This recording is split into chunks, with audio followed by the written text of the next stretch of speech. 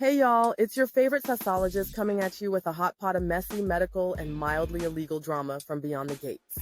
If you missed today's episode, baby, buckle up because there's enough foolishness in this hour to power all of Orphe's electricity and then some. Bill is back in the hospital again. Now y'all, why is Bill back in the ER like it's his Airbnb? Caroline, who's, his assistant who's somehow more competent than 90% of the staff, tells Thomas that Bill's been hospitalized again. Caroline also casually slips in that Eva's mama called and left a message for Bill. Girl, if my voicemail got that much action, I'd be famous by now. Naomi on the phone, looking stressed. Naomi is pacing like her lace front depends on it and calls Jacob to give him the rundown. He wants to rush over, be all supportive man, but Naomi hits him with that classic, baby, I need you to focus on work. Girl, we all know that's code for, you're too emotional, I can't babysit you and Bill. Bill, the world's most dramatic patient. Bill is in the hospital like he's auditioning for General Hospital, the musical.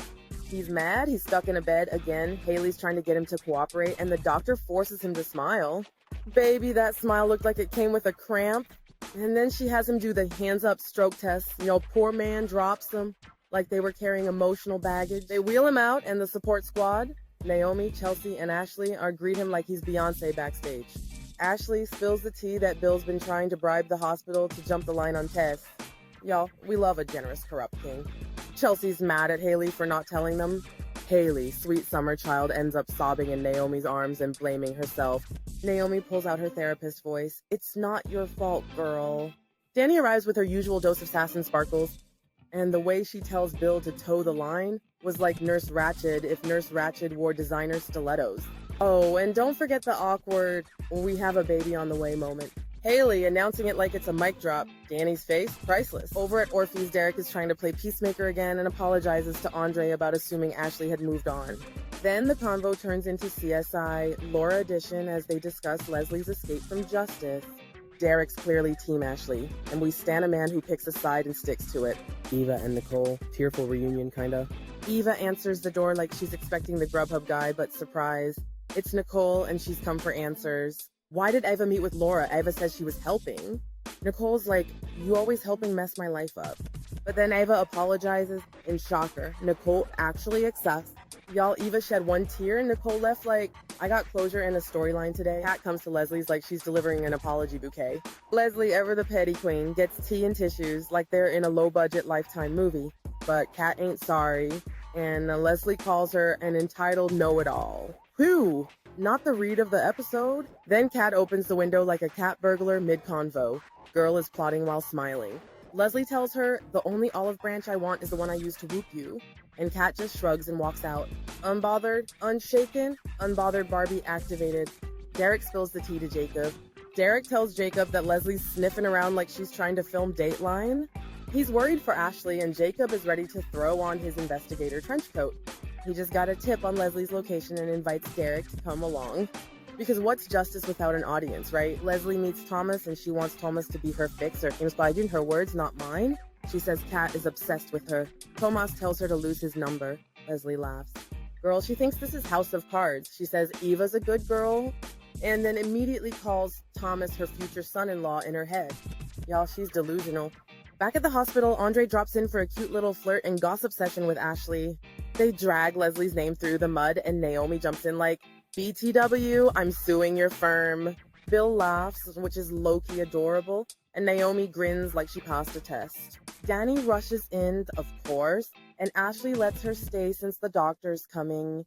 Enter Dr. Montgomery with the soft-spoken bad news voice.